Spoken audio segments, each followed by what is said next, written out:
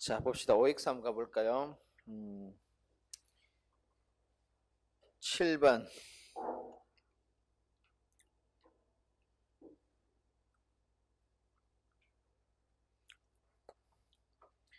분모는 여러분, 그 GDP 디플레이트니까 일단은 수량은 다 14, 분모나 분자 다 14년도죠. 그죠?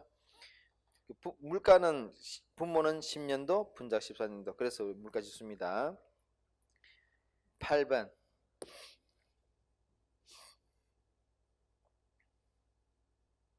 명목임금이 300만 원일 때 실질 얼마밖에 안 되는데 150 나눠주면 되죠. 그죠? 200만 원밖에 안 돼요. 아까 우리 앞에서 주구장창 이야기했던 거다. 그죠?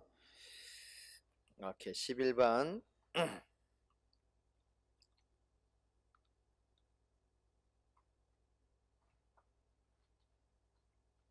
이게 그 수요균형 인플레이션은 소비 증가, 투자 증가지, 그지? 오케이. 12번은 임금 증가, 원유 가격 상승이죠. 오케이. 14번은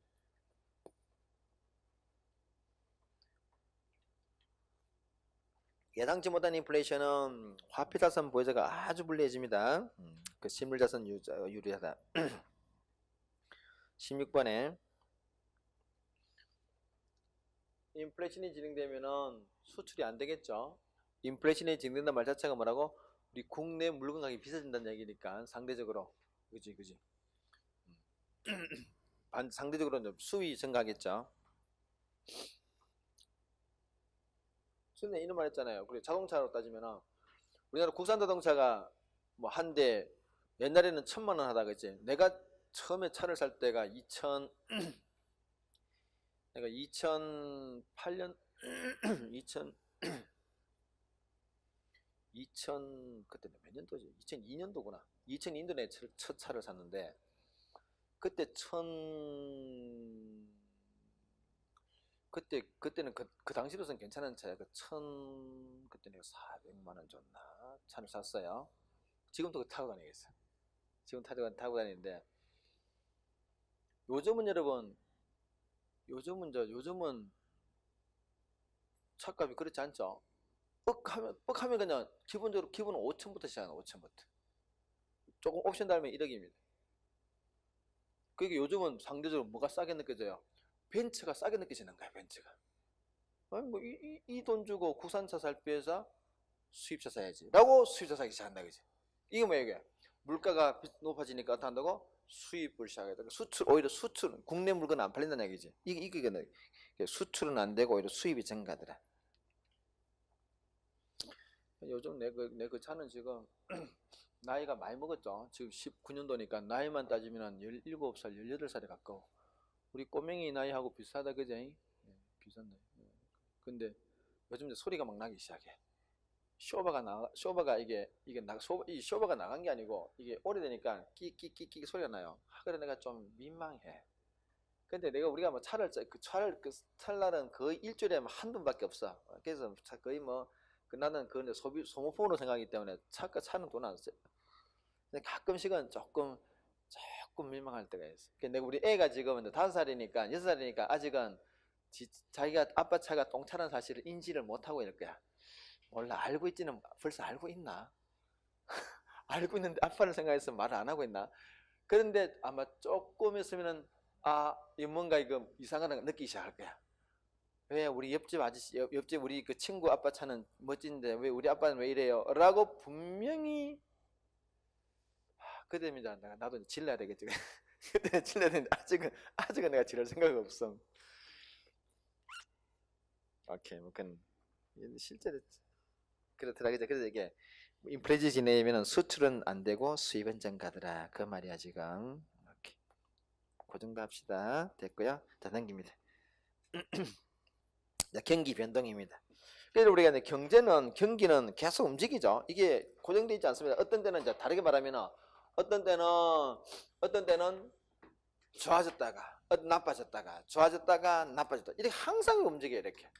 물론 장기적인 추세는 이렇게 스테디하게 쭉 좋아집니다. 좋아지는데 그 안에는 이렇게 부침이다.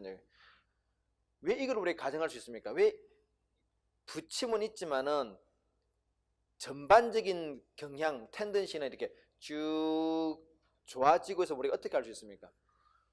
우리 옛날과 지금 비교해봐, 그죠? 지금 지금 우리가 살고 있는 이 세상은 우리 뭐 조선시대로 따지면은 그때 그 왕들이 누리는, 우리 귀족들이, 왕족들이 누리는 어떤 그 정도로 사실은 물질적 풍부한 생활을 하고 있습니다. 우리가 어떤 생산 능력이라든지 그런 것들은 길게 보면은 쭉 꾸준히 좋아지고 있습니다. 실제로 좋아지고 있는데 그 안에는 이렇게 부침이 있다는 얘기, 이렇게 호황, 불황, 그죠? 호황. 이렇게 여러분 이렇게 돼야 우리 뱀이 이렇게 우리 그 뱀 움직일 때 보면은 몸이 꽃이 세워서 조금 못 나가. 꽃이 세우는 순간 일직선 되는 순간 움직이지 못한다, 그지? 그게 운동의 법칙이 원래 그래요. 이렇게 갔다가 이렇게 앞으로 나갑니다. 이렇게 해서 앞으로 나가는 거지. 이게 이제 경기 변동 사이클입니다.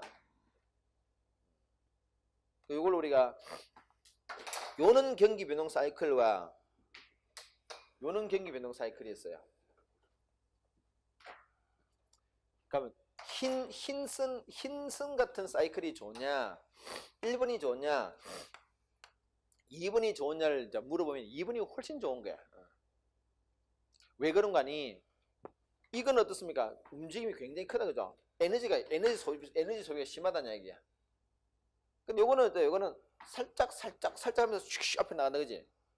이게 왜 그런 거예요? 우리 경제로 따지면은 이 불경기보다가 이 불경기는 굉장히 불경기 심하죠, 그죠? 근데 요거는 불경기가 덜 심하죠, 그지? 우리가 요 두 가지를 비교해보면 직관적으로 이게 낫다는 걸 알 수 있습니다. 이 불경기보다 이 불경기가 나아요. 이것보다 이게 낫습니다. 근데 이게 뭐예요? 이거는 굉장히 호경기죠. 이거는 그 호경기 정도 좀 덜해요. 두 개 있으면 뭐가 좋냐? 이게 훨씬 좋아요.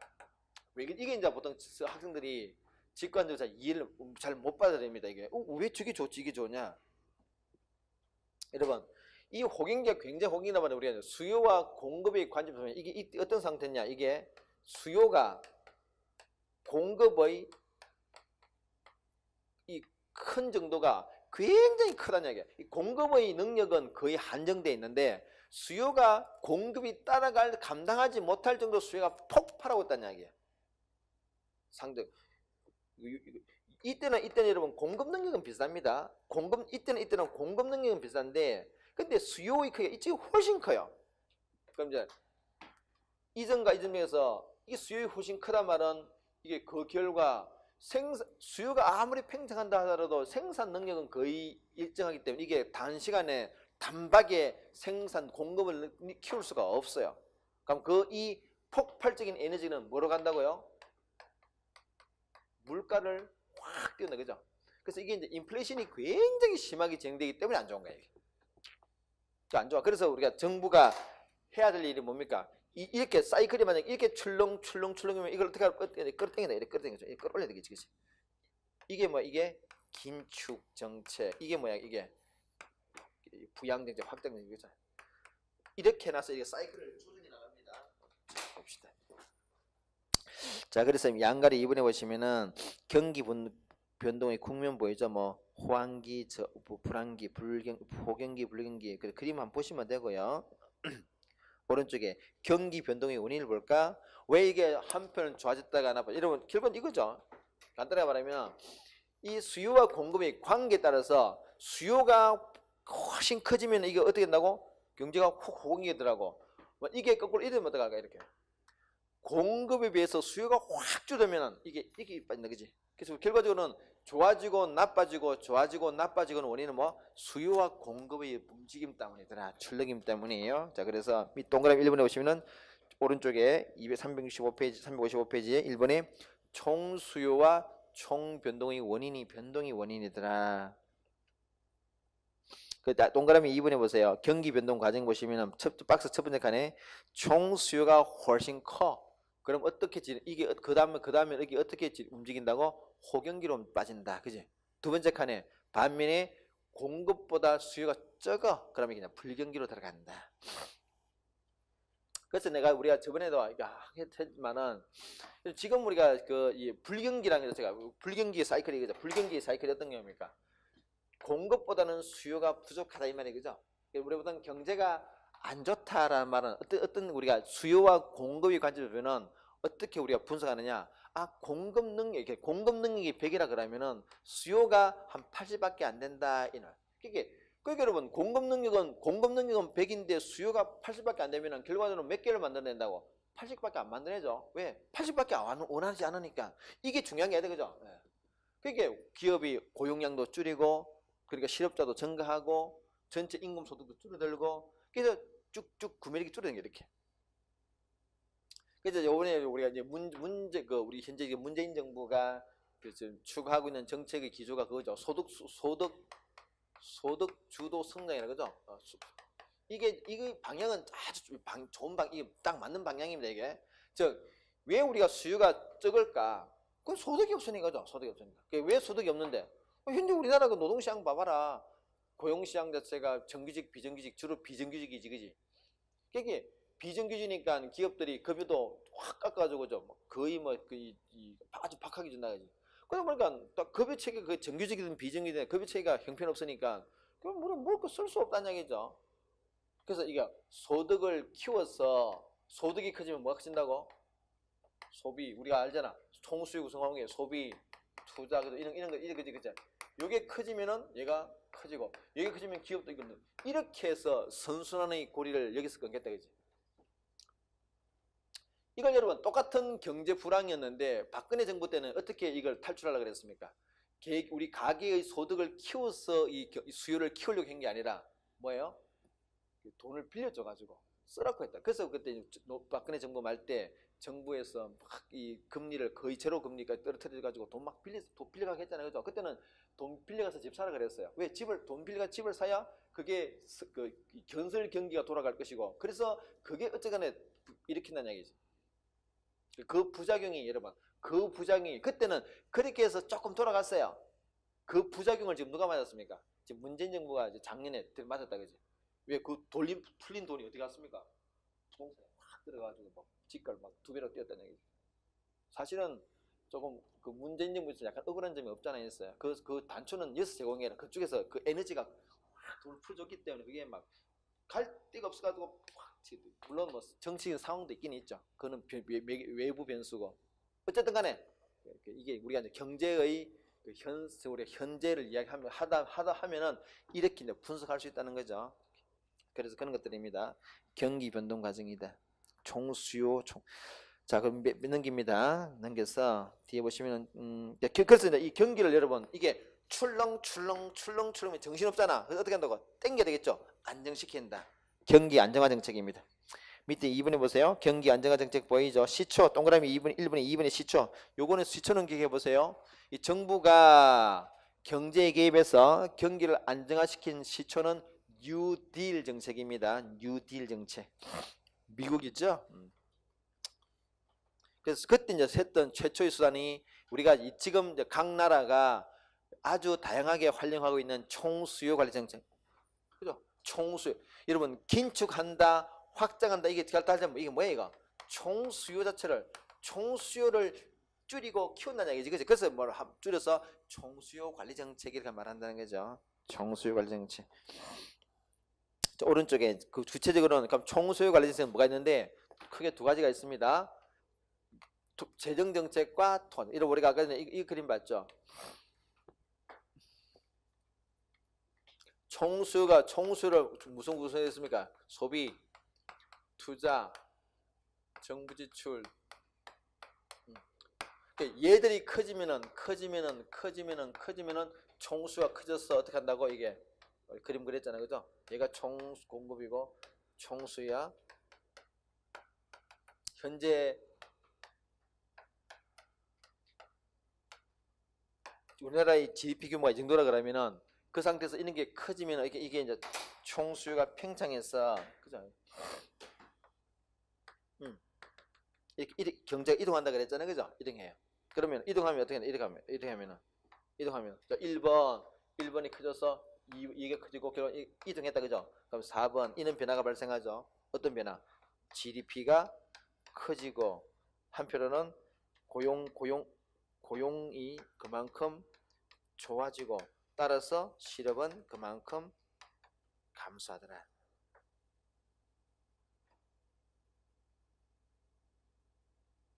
한편으로는 물가가 인플레이션이 좀 진행되겠죠. 이는 변화가 이렇게 쭉 연쇄적으로 쭉 이렇게 경제를 한번 한 바퀴 돈다는 양이죠. 이렇게지. 그 또 하나이죠. 또 하나 뭐 아까 통화량 그죠. 통화량.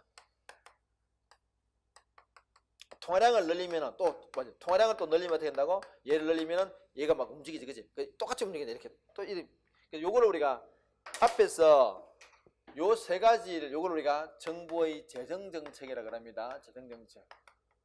요걸 뭐 이거를 통화 정책이라 그러지. 그 통화 정책. 통화 정책 또는 이거를 우리가 다르게 말하면은 금융 정책입니다. 금융 정책. 같은 말이에요. 이걸 펴서 총수를 키운다. 왜 이게 재정 정책이냐? 이거죠, 여러분. 요거는 정부가 돈 쓰는 거, 정부 이거 바로 재정 정책이죠, 그죠? 이게 뭐 정부가 바로 쓰면은 돈을 풀면은 돈이 풀리고 돈을 줄인다. 확장 긴축. 요거는 주로 세금이죠, 세금이죠, 세금. 세금을 거두면은 이게 위축되겠지. 또는 세금을 깎아주면 이게 커집니다. 요거는 직접적인 것은 지이고 정부처리고 요거는 간접적인 거야. 그러니까 토탈 전부 다 재정 정책입니다. 봅시다. 351페이지 보시면은 재정 정책 나온다, 그죠? 그 위에 정책의 수단과 효과 보세요. 첫 번째 박스에 확장 정책이다. 확장 정책이란 말은 총수를 키우겠다 이 말이죠, 그죠? 총수를 키운다. 어떻게? 정부 지출 자체를 늘리는 것. 첫 번째 정부 지출 증가 또는 그 아래쪽에 뭐 세율 인하. 세율을 인하면은 뭐가 영향을 받습니까? 소비나 투자가 영향을 받는다, 그죠? 소비나 투자가 영향을 받는다.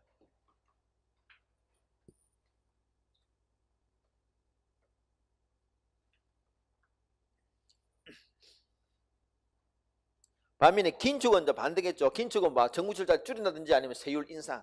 이렇게 꼭 기억하시고요. 또 아래쪽에 동그라미 4번에 여러분 정부 지출과 조세 이것도 기억해 보세요. 적자재정, 흑자재정이란 말 하잖아요, 그죠? 세금을 텍스를 걷어서 이걸 씁니다, 이렇게. 세금을 걷어서 돈을 쓴다는 얘기죠. 텍스. 세금을 100을 걷었는데 90을 써요. 쓰는 것은 더 크죠. 이걸 우리가 뭐라 표현합니까? 흑자재정이라 표현하죠. 흑자재정입니다. 반면 이럴 수 있죠, 그죠? 100을 걷었는데 100을 걷어가지고 150을 쓸 수 있죠, 그죠? 이래 될 수 있죠, 그죠? 이걸 뭐라 합니까? 이걸 적자재정이다. 여러분, 정부는 우리 가게는 흑자와 적자를 할 때 우리 가게에서는 뭐가 좋다 그럽니까? 흑자가 좋지, 그지? 우리가 지난달 적자란 말이 뭐야, 이거? 내가 월급은 100만 원인데 150만 원 썼다는 얘기잖아요, 그죠? 이거 50만 원, 이거 50만 원 옛날 거 저축을 까먹었든지 아니면 빌렸든지 했겠지, 그지?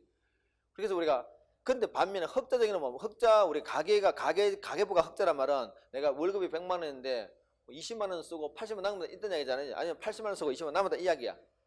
우리가 계계로 따지면 여러분, 흑자, 적자를 따져야 되고, 흑자가 무조건 좋아요. 가격으로 따지면, 그지?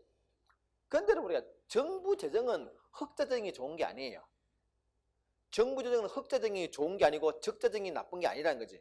이거는 그때 상황에 따라서 흑자 재정을 해야 될 때는 흑자 재정이 좋고 적자 재정을 해야 될 때는 적자 재정을 해야 돼요. 그래서 이거는 옳고 이거는 어느 게 더 좋다 나쁘다 그런 문제가 아닙니다. 이거는 가치 판단에 개입되어 있지 않아요. 그냥 그런 현재의 경제 상황이 적자 재정을 요구하면은 적자 재정을 편다고, 흑자 재정을 요구하는 상황이면 흑자 재정을 펴야 돼요. 그러니까 이거 흑자 재정만 돈을 적게 쓴다는 거지. 그러니까 이게 긴축 정책이죠. 긴축 재정이야. 긴축 정책이다, 그죠? 요거는 마음대로 좀 쓴다, 그죠? 이거 뭐 확대, 그죠? 확장 정책이다, 그지? 자, 그래서 밑에 보겠습니다. 첫 번째 박스 보시면은 적자 재정은 확대 재정 정책이고 흑자 재정은 뭐라고? 긴축이다. 요 말뜻만 연결해서 이해하시면 돼. 이제 수단 한번 보도록 하겠습니다. 금융 정책이야. 얼마 전에 여러분 누구야?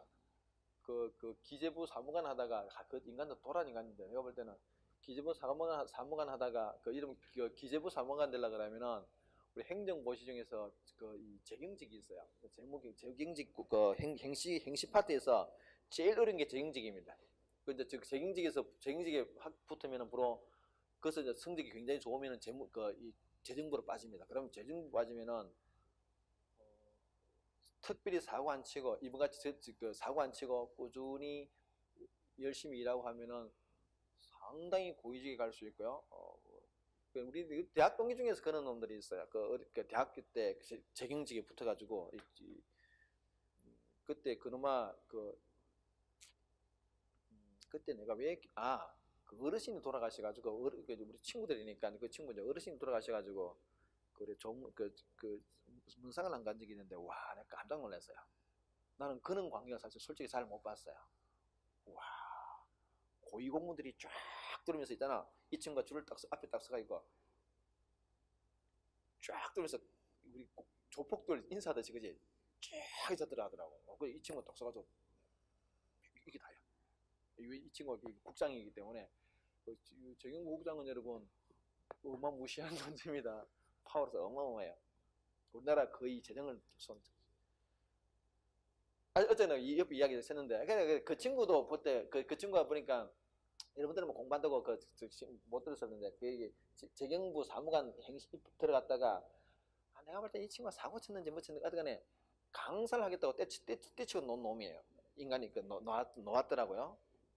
그때 여러분 이걸 문재인 정부가 뭐 이렇게 가지고 뭐 이가지고 뭐 지가 뭐 지는 뭐 이래 가지고 뭐 정부가 지금 너무 뭐 이래 가지고 공격하던데 그때 그는 포인트가 영 잘못 잡았고 그때 이 친구가 이런 걸 공격한 거야. 그때 자기는 흑자재정을 이 흑자재정이 타당한데 왜 정부가 적자재정을 필요로 했냐 이렇게 이 말은 적자재정을 핀다 말은 정부가 돈을 흥청 많이 쓰려고 했다 이렇게 공격하더라고. 그거는 포인트가 진짜 잘못된 거야. 그거는 상황이 적자정을 해야 될 필요가 있으니까 적자정하는 거지, 그지? 이 말 뭐 이게 정부가 경제가 안 좋을 때는 확대해야 된다는 거지, 그지? 확대해야 돼. 옆에 약간 이해가 셌는데 우리가 알고 보면은 참 그 터무니없는 이야기를 그냥 근데 언론에서는 그 개의 말이 질린 듯이 그렇게 막 정부를 공격하는데도 막 그걸 가지고 또 정부를 공격하더라고요. 물론 정부가 다 잘하는 것은 아니지만은 그 공격도 제대로 해야 되지. 그 터무니없이 하면 일반인들은 그걸 공격하면 그런가 보다 싶어, 그죠? 왜 정부가 돈을 막 쓰려고 하냐, 그지? 적자가 나쁘지 않아 이렇게 하는데 그거는 아니에요. 우리가 또 제가 왜 저러나 싶은데 어쩌면 그렇다는 얘기야.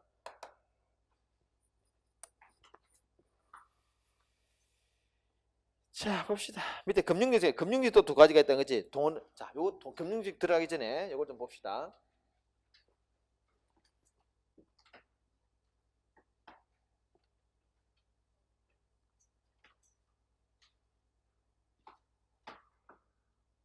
금융 정책을 펴게 되면은 이게 이제 또 통화량을 그죠? 통화량을 늘린다는 말 자체가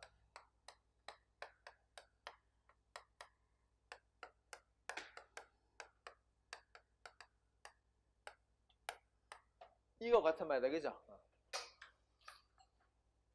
같은 말이에요. 통화량을 늘린다 말은 이자율을 인하한다 말 같은 말이에요.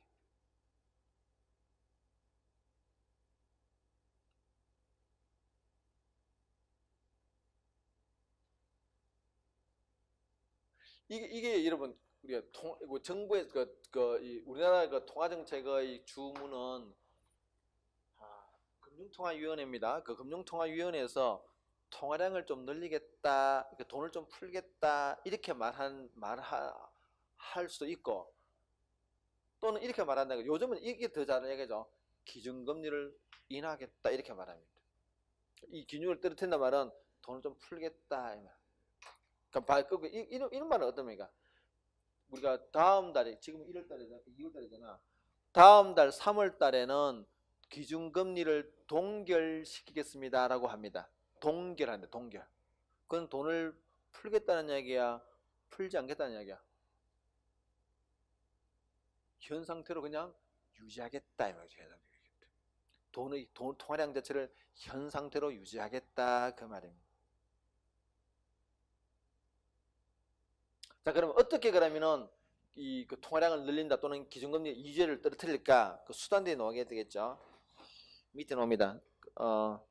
그 밑에 확장 정책은 통화량 확대, 이자율 인하, 긴축은 토량 축소 이절 인상 말 그대로죠, 그죠? 자, 그럼 구체적으로 어떻게 할 수 있는데 358페이지 보세요. 일반적인 금융 정책의 수단이 있습니다.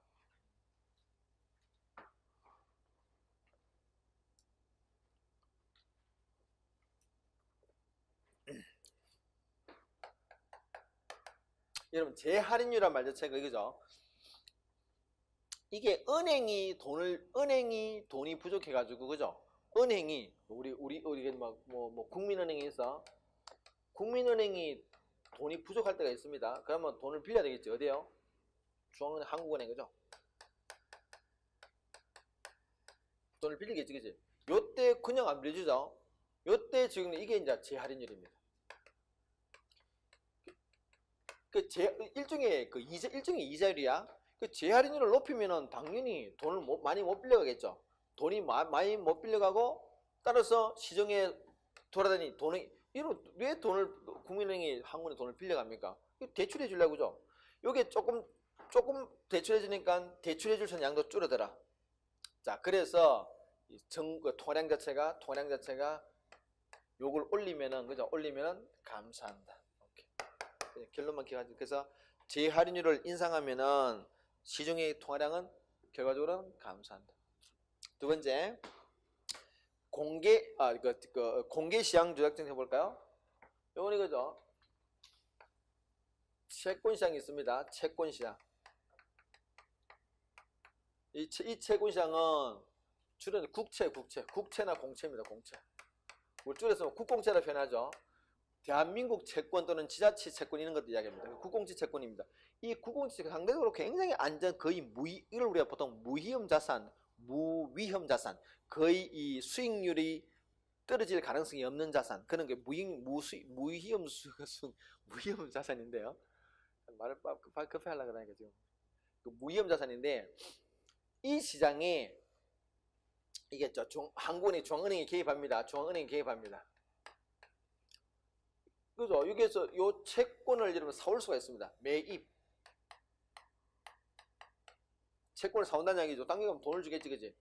그럼 시중에 돈의 양은 증가한다. 그래서 국공채를 매입하면은 통화량은 증가한다. 반면에 이걸 또 팔 수 있겠죠. 매각한다, 그죠? 매각하면 돈이 들어가겠지, 그지? 그럼 통화량은 감소한다. 그래서 우리가 이렇게 하자 그랬습니다. 매각하면은 통화량은 감소, 그죠? 감소 이렇게 했다는 거, 그지? 그게 답니다. 다음에 세 번째, 마지막이다, 그죠? 세 번째는 지준율이에요, 지준율.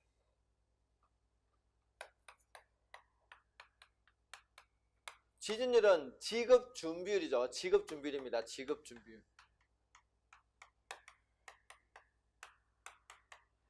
자, 지준율은 이거죠. 여러분들이 은행에 예금을 하면은, 근데 100원을 예금해. A가 은행에 이렇게 갑은행에다 100원을 예금합니다.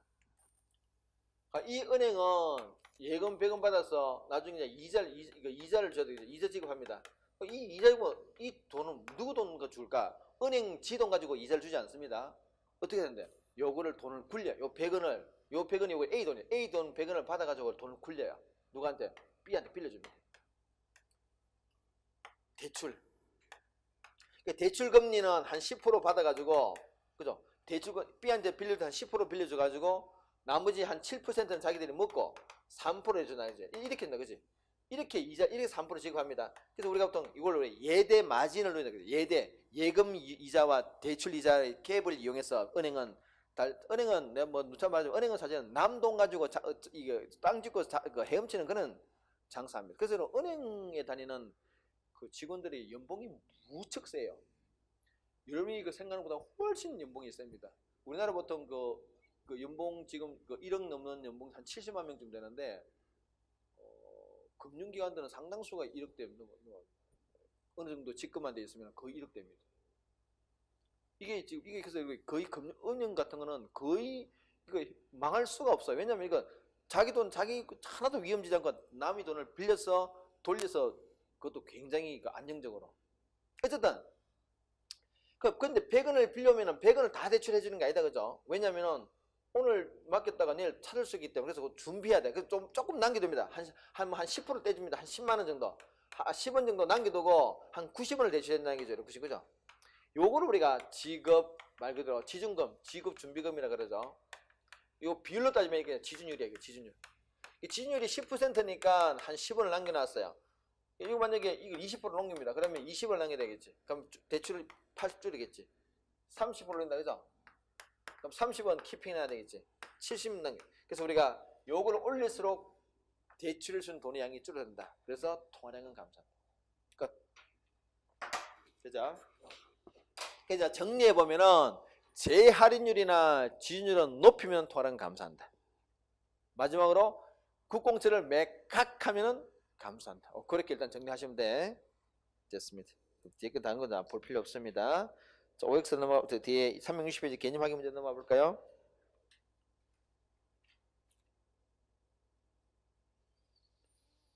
그 밑에 여러분 다 한 풀어 봅시다.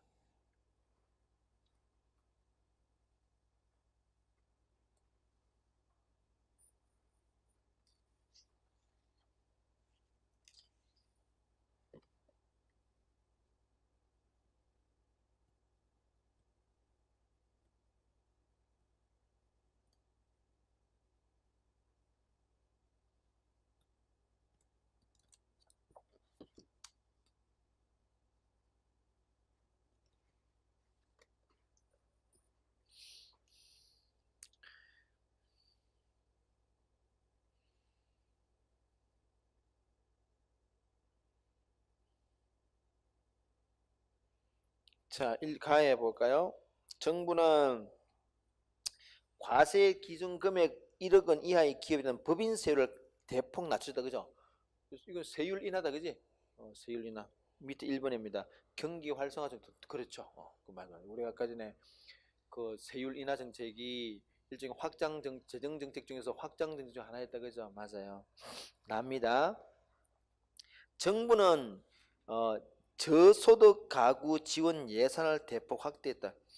이게 정부 지출 자체를 늘리는 건 아니죠. 이거 정부 지출 자체를 늘리는 거 이건 그냥 이 예산을 확대한 것이 저소득 가구 지원을 확대한 것이지 정부 지출 자체란 것은 정부가 근데 도를 따른다든지 그지 뭐 이런 걸 이야기하는데 그 자체는 아니죠.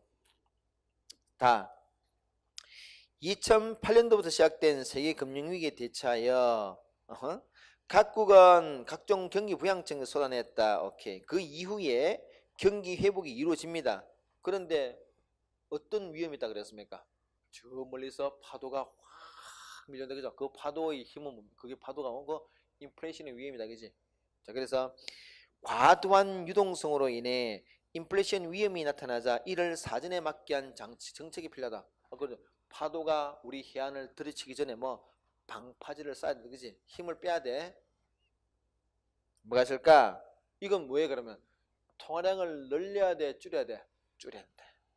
밑에 정책입니다.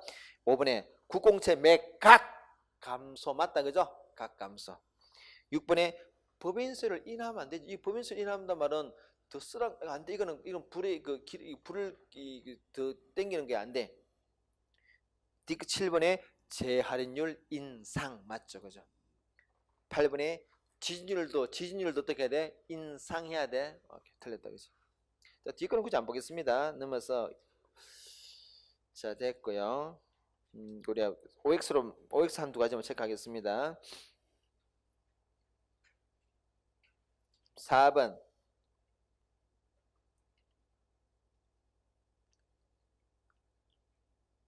정무지출 증가 세율 인하 그지? 7번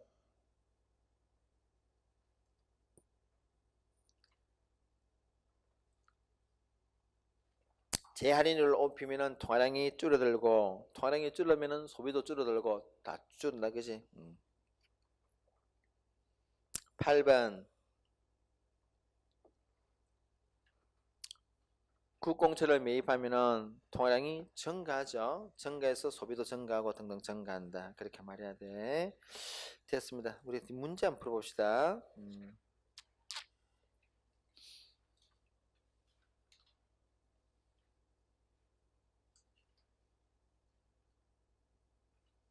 2번 풀어볼까요?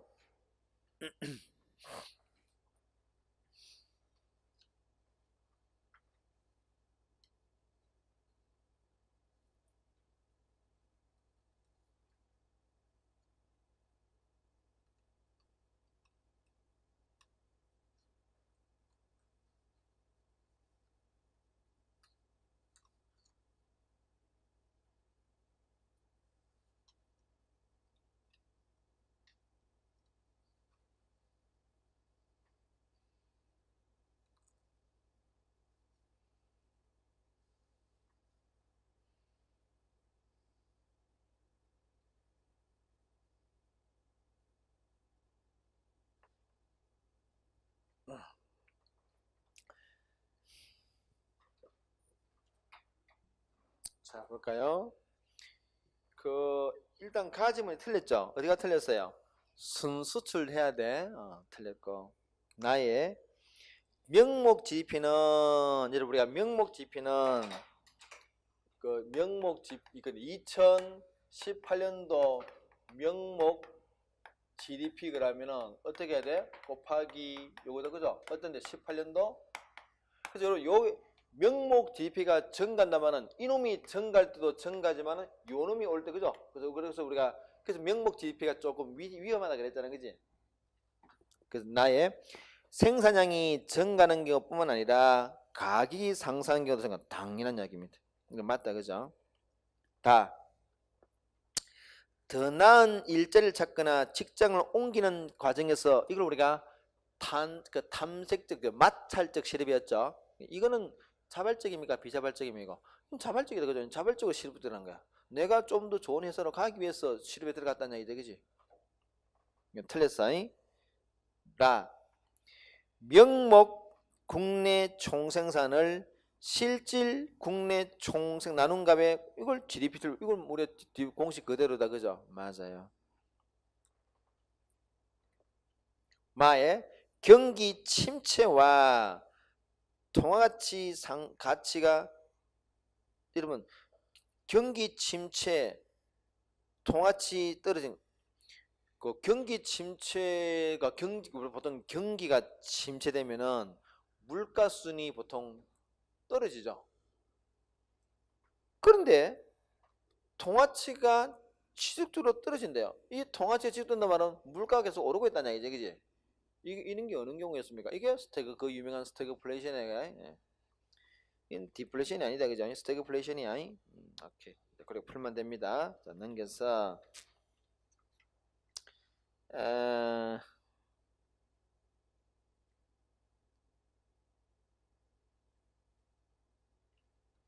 옆에 있는 5번 풀어볼까?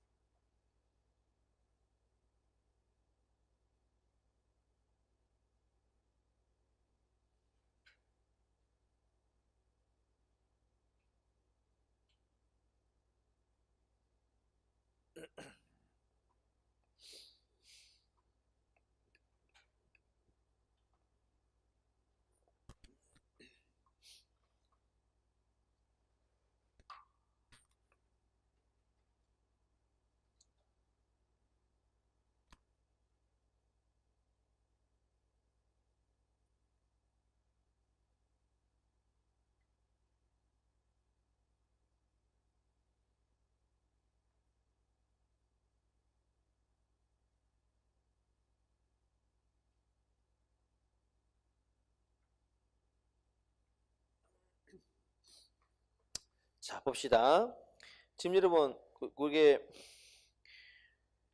2011년도 물가지수가 얼마입니까?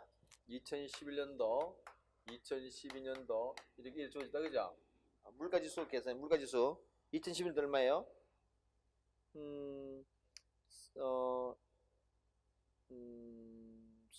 1은 3, 3, 3, 3, 1은 3, 3, 3, 5. 130 정도, 어바웃으로, 그지? 그죠? 2012년도. 왜 그렇습니까? 뭐기 때문에 300분의 400이니까. 왜요? GDP 디플레이트잖아, 그죠? 그럼 2012년도는 100이다, 그지? 2013년도는 80이다, 그죠? 80, 그지? 자, 그러면은 물가가 지금 오르고 있어, 내리고 있어, 변함이 없어요? 내리고 있다, 그죠? 오케이. 쭉 물가 쭉 들이서 봐. 요런 비교도 물가 쭉 빠지고 있다, 그죠? 빠지고 있습니다. 자, 1번 틀렸고 2번은 2012년도의 물가는 전년도와 같다, 말도 안 돼. 물가 좀 내리고 있다, 그죠? 3번에 2013년도는 전년도 비해서 하락했다. 그렇지. 왜? 물가 지수를 계산해 봤더니 이게 빠졌다는 이야기다, 그죠? 빠졌어. 4번에 2010년도와 13년도의 물가 상승률은 같다. 내가 누차만 이런 말 넣으면 이거 다 틀린 말들이에요. 이거 계산할 필요 없다. 틀린 말들입니다. 오케이. 넘깁니다. 자, 넘겼어요. 그것도 그 유명한 8번 풀어봅시다. 내가 여러 차례 했다가 굉장히 이는 문제 굉장히 좋은, 이거 사실은 이 8문제는 문제 참 잘 낸 거야. 좋은 문제다, 그죠? 이게 우리 훈련하기도 좋은 문제입니다.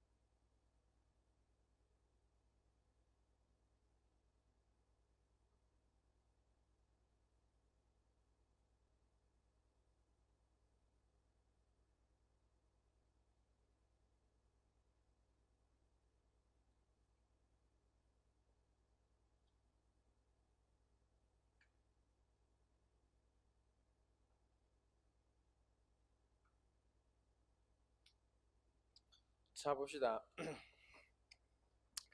일단은 2014년도의 변화이다, 그죠? 성장률 플러스 물가상률 플러스 이러면 그 경제 성장률도 플러스고 물가상률 플러스란 말은 뭡니까?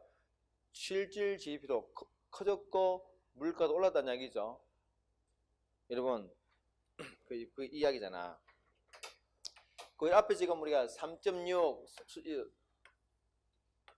3.6, 3.1, 그죠? 두 번째는 뭡니까? 얘는 6.9, 3.3이야, 그죠? 이 수치가 중요한 게 아니다, 그죠? 뭐가 중요합니까? 앞에 부호가 중요해요, 그죠? 부호가 중요해, 부호가, 그죠? 부호가 중요합니다. 이거는 5.2, 5점, 4.5, 2.7, 그죠? 이 세 가지, 이게 경제 성장률, 물가 상승, 요 세 가지는 특징이 요건 다 변화율이야. 요 변화율입니다. 변화율, 그죠? 요거 하나는 요거는 이제 비율이죠, 그죠? 실업률만은 비율이고 남은 다 변화율입니다. 변화율의 특징이 뭐였습니까? 그게 플러스면은 그 밑에 있는 규모는 어떻게 한다고? 이거 우리가 많이 배웠다, 그죠? 그래서 이게 변화율이 플러스 값이면은 그 밑에 있는 이거 경제 성장률 밑에 뭐가 깔려 있습니까? 이거 실질 GDP가 규모로 깔려 있고, 요거는 뭐거는 물가죠, 그죠? 물가. 요거는 여기 뭐지? 인구 수죠, 그죠? 그래서 이 앞에 이게 지금 요게 플러스이기 때문에 이게 계속 오르고 있다 이 말이죠. 얘도 플러스이기 때문에 계속 오르고 있다. 얘도 플러스니까 인구도 계속 커지고 있다, 그죠? 자, 그는 우리 알 수 있습니다. 근데 얘는 좀 다르죠. 이 실험률은 비율이니까 그렇게 말할 수 없어. 이거는 이제 조금 다른 이야기야. 이런 특징은 변화율에서 나타난 특징들입니다. 자, 여기서 우리 하나 더 할 수 있죠. 이게 지금 경제 성장률이고, 이게 물가 상승률이고, 이게 실업률이고, 인구 증가율이죠. 인구 증가율이야. 인구다, 그죠?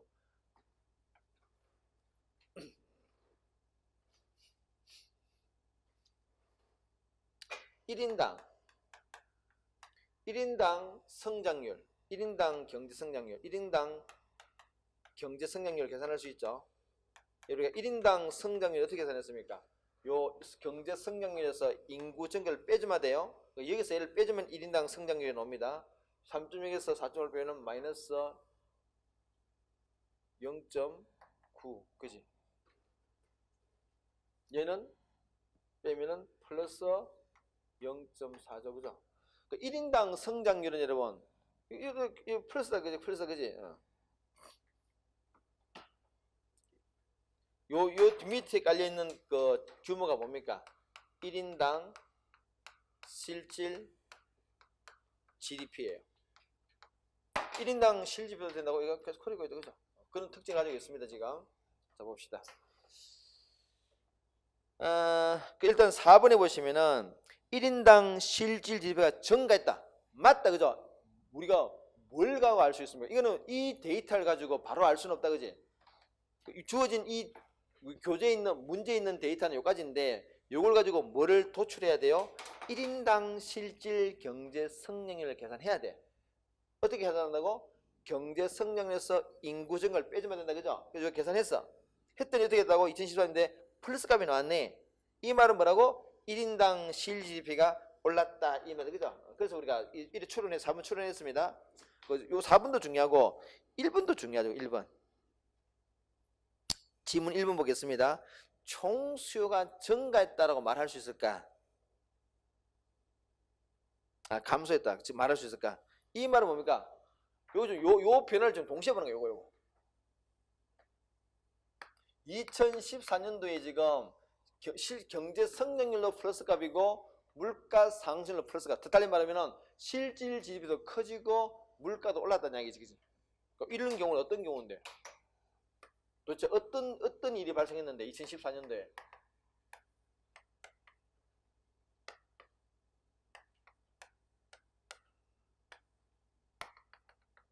요 상태인데 물가도 오르고 실질도 크다는 얘기잖아요, 그죠? 이럴 수 있는 경우는 어떤 경우인데요? 어떤 경우라고? 그렇죠, 이거죠. 총수요가 증가할 때 이런 결과가 나타나더라는 이야기가, 그죠? 이렇게, 그죠? 이렇게. 이건 총수요가 감소한 게 아니라 총수요가 증가해야만 나타나는 현상이에요. 틀렸다, 그지? 2번 질문에 여러분, 화폐 가치가 높아지지 않았죠. 왜요? 물가가 계속 오르고 있기 때문에. 물가가 계속 오르고 있기 때문에 화폐 가치는 그만큼 쭉 떨어지고 있더라. 실업자 숫자입니다. 실업률이 여러분, 우리 실업률 공식이 그죠? 실업률 공식이 뭡니까? 실업률은. 자, 실업률이야. 실업률을 공식은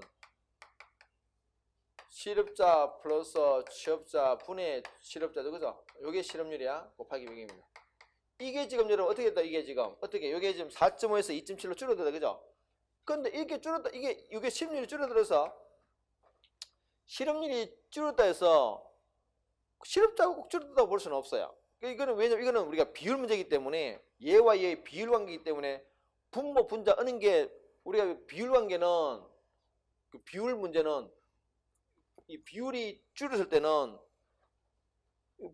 분모는 가만히 있는데 이게 줄어들어도 줄어들고, 그죠? 또는 어떻습니까? 얘는 고정되어 있는데 얘가 커지도 줄어들고. 그래서 우리가 비율이 줄어드는 경우는 너무나 경우 수가 많아요. 일률적으로 말할 수 없어요. 자, 그래서 보시면은 실업자 수가 증가했다고 말할 수 있는 근거는 없다. 없어요. 자, 여기까지 하고 잠시 끊겠습니다.